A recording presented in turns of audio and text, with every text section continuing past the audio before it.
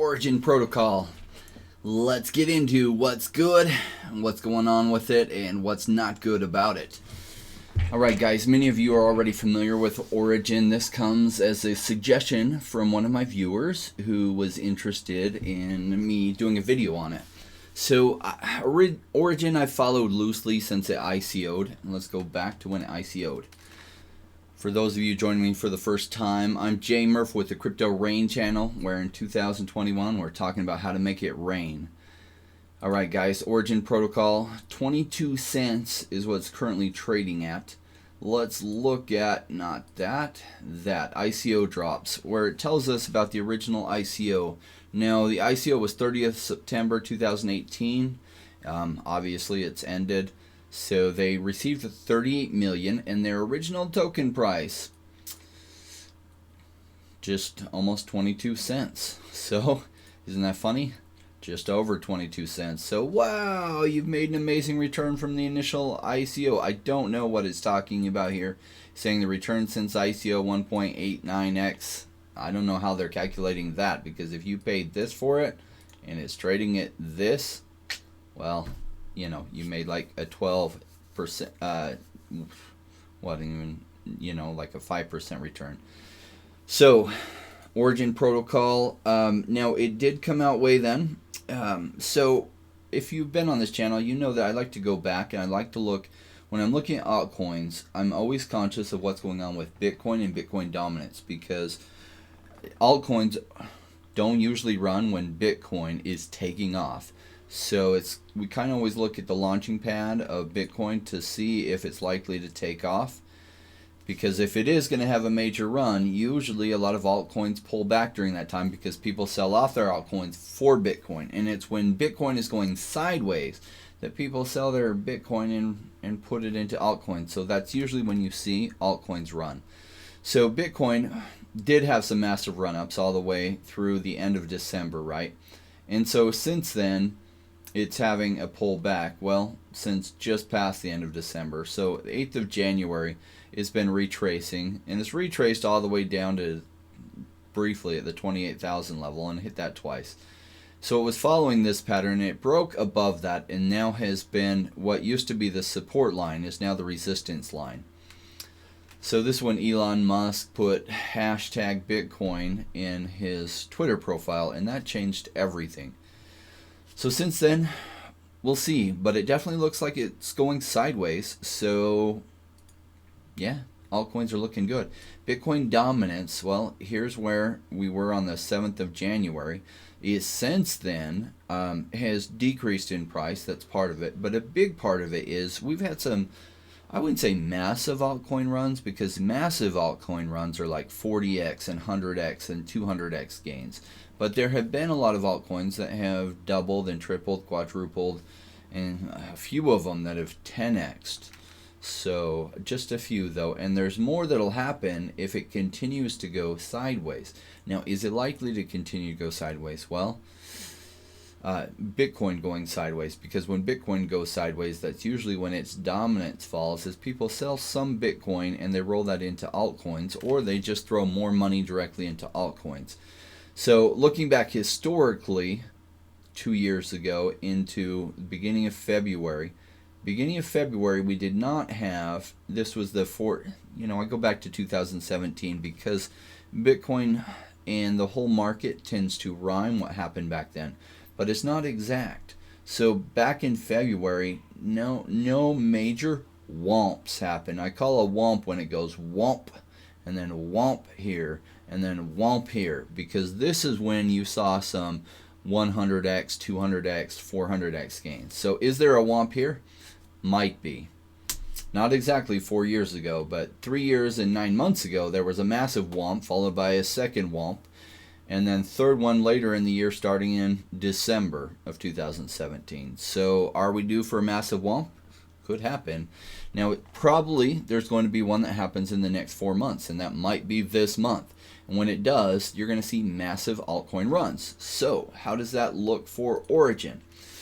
So let's talk a little bit about technicals, then we'll talk some fundamentals about Origin. It has some good things going on about it, and I think a major holdback for it that I will tell you exactly what I think the holdback is. So technicals are looking good. Look at this long rounded bottom, and it usually goes like this.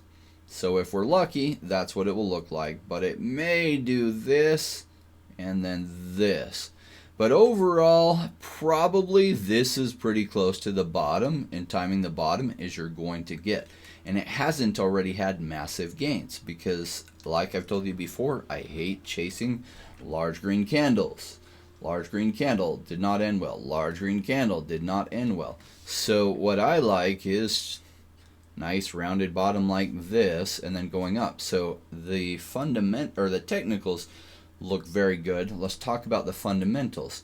Now, Origin's big idea was, wow, we want to create decentralized marketplaces so that things like Uber and things like, where you rent a place. What is that? Through your phone, like an app on the phone. I'm forgetting what it is. There's 2 services that do that. Basically, they could run all of this on their protocol, and so you could decentralize that much more. Because one of the problems with like Uber is they make centralized decisions that hurt all their people, and their people have to sign up and they're not an employee, they're a third-party contractor, but they have to get approved and verified so that things are good, and that's all well and good. But sometimes centralized organizations make decisions. For example, they decided that it was unsafe for all their drivers to carry weapons. Okay, I get some sides of that argument. However, there was an Uber driver who was carrying a weapon who ended up using it to protect himself. And I think, if I'm remembering right, the passenger with him. And yet then Uber then fires the driver when obviously the guy had one. It was being safely stored and used. And when it was needed, it was there for him to protect his life. And yet he gets fired for what many would call smart behavior. Okay, so sometimes centralized organizations make weird decisions like that because they're worried about, well, this is our policy and you broke our policy. So decentralization can lead to some really good things. So that was their big idea behind it, and they're working away on that. I will say they put together a phenomenal team. If you look at the team, so Josh Frazier started coding at the age of 10. Great. Prior to Origin, he co-founded 3 other venture-backed companies, Torbit, Forage, and EventView. I haven't heard of either of those 3. Matthew Liu. Matt was the 3rd PM at YouTube. Nice. That's a big deal.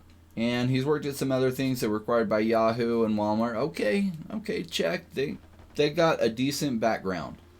Look down here. Who was their R&D engineer? Yupan. He was one of the 6 founding team members of PayPal, and he was the first employee at YouTube. So obviously these guys knew each other, and these are some of the best that created some massively successful companies. So are they likely to be massively successful?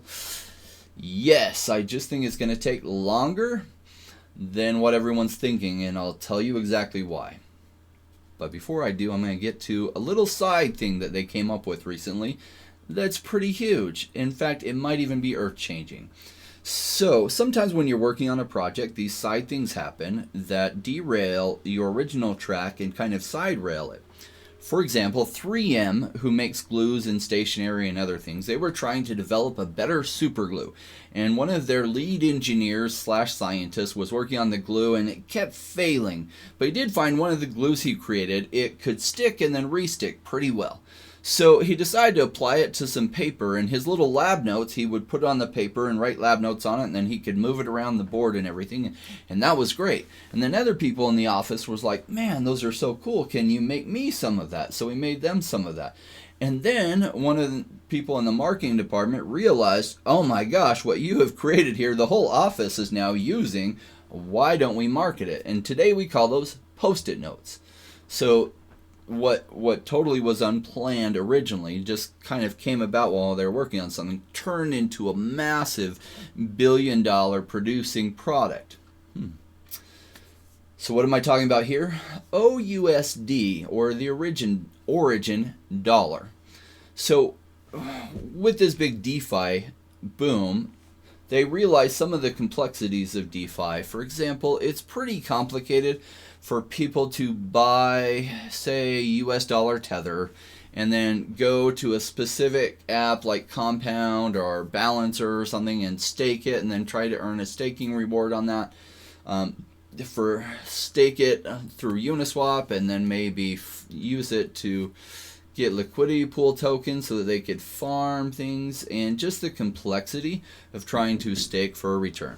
And so they thought, well, shoot, why don't we use some things that we have to set that up in our programming knowledge to set that up, and so that all people have to do is buy our OUSD on through, they can buy it through Uniswap and just keep it in their wallet, and then the returns that we make with the dollars that we have for that through staking and keeping staked will just return to them.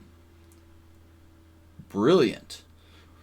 Further interesting from that is, so say they earn a 20% return, and so they're going to pay out 20% return to those holding the OUSD, which is, basically their version of a stable coin that is backed, however, on the other side by US dollar Tether and other stable coins. And then they just have those out there working the DeFi field and returning some value here.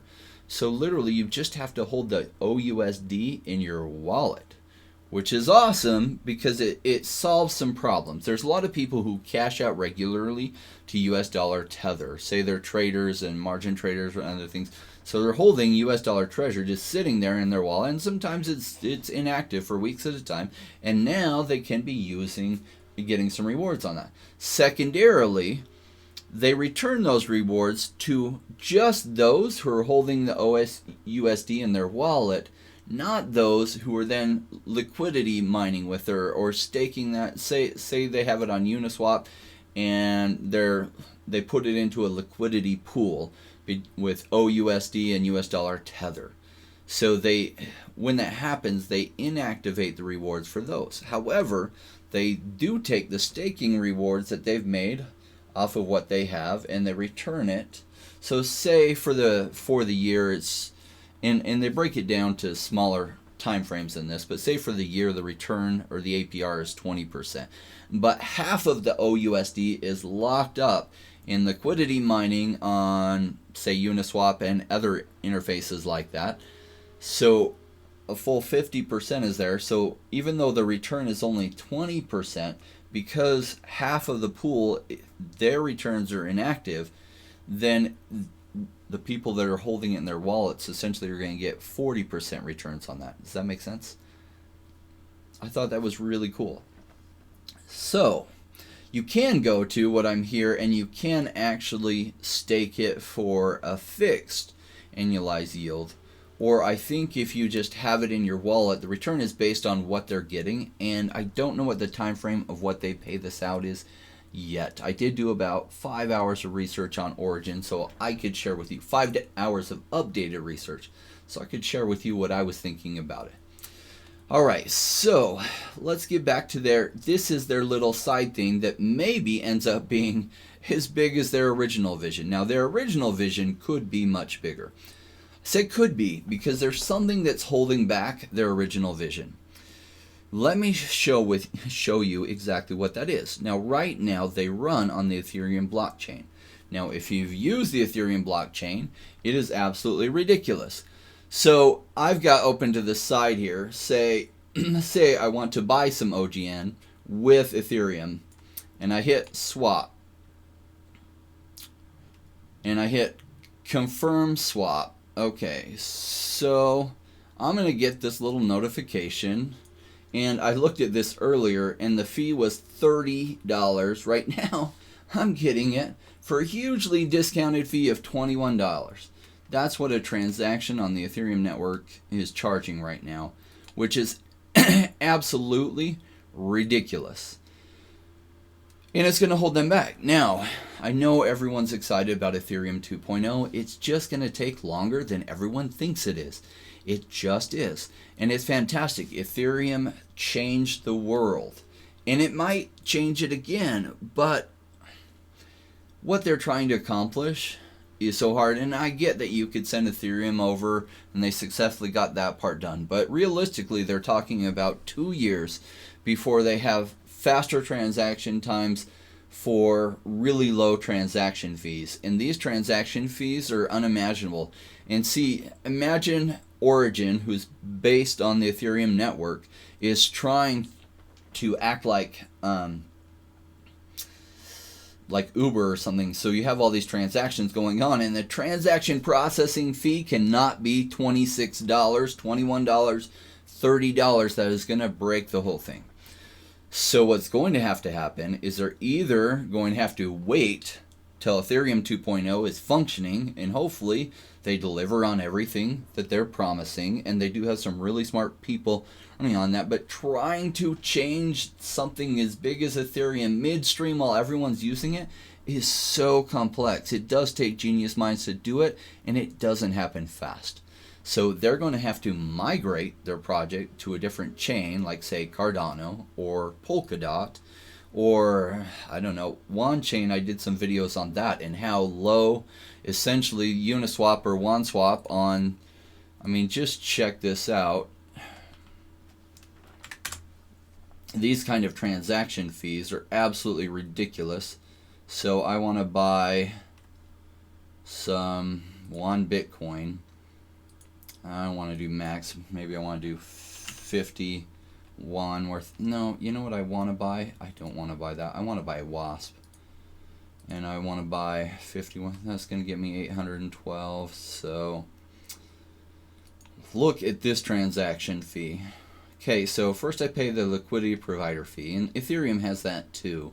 And it's the same rate. The massive difference is, look at this transaction fee. So right now, OneChain is trading at 40 cents. I can't even do the math in my head to figure out how low that is. So much less than a penny.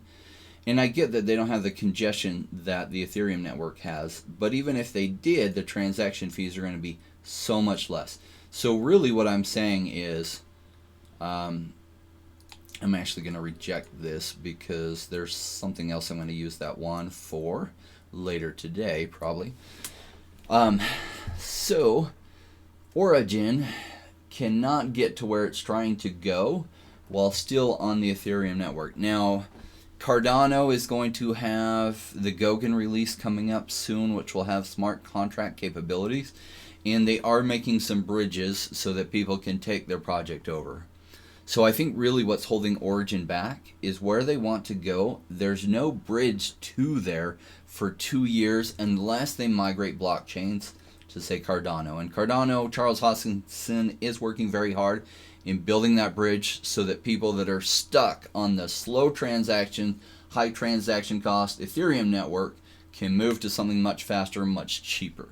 And I think if he's successful with that, we will see companies like Origin moving over there, because otherwise their vision is at least 2 years away from being able to be rolled out. And unfortunately, that misses this massive window.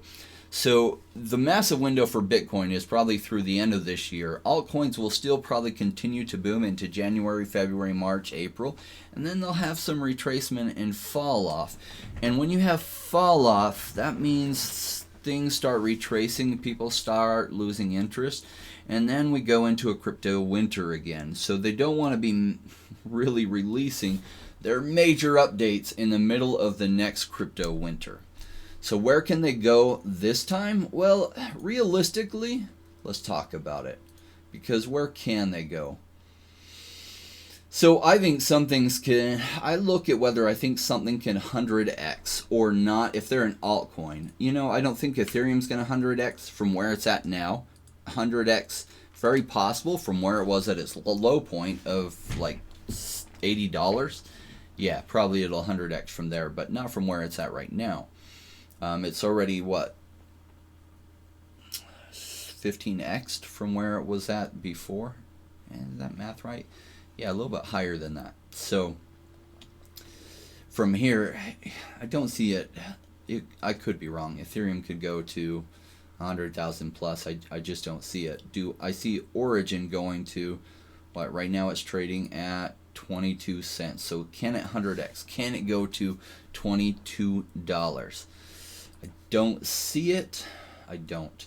So where can it likely go? Now, this is Origin versus Bitcoin. Let's go OGN USD. Yeah, that's fine on Binance. That'll be good. So 65 cents. It's at 23 cents there. I think it's pretty reasonable to believe that it could go into the several dollar range, maybe even as much as $10. I don't see it going much beyond that unless the OUSD really takes off. And that will just create a lot of hype, because I don't see their main vision being rolled out for a while, which would cause the massive gains. Now, if they fully develop this and they can replace like Uber and Lyft and some of the other things that, like, where people rent out their homes for the weekend, and they can do that using the Origin protocol, yes, I mean, that's a really high dollar thing that will revolutionize our world. Just I think the timing on this and the rollout is just off from this cycle. Now, next cycle, this is one to watch. They have a very smart team. I just see this probably 10 to 20xing during this cycle, unless their OUSD hits really good, and then the hype alone will take it to 100x from here. Or they're able to migrate to Cardano's blockchain as Cardano rolls out the Goguen release. But still, they've got to get Goguen released and functioning well and bring things over. So can that happen? I think their best shot at 100x is if OUSD takes off really hard. And that's an easy thing for other companies to copy, although really their idea was brilliant. So if they get a lot of traction with that, then the hype that can create is big. And I think the hype's already pumping it.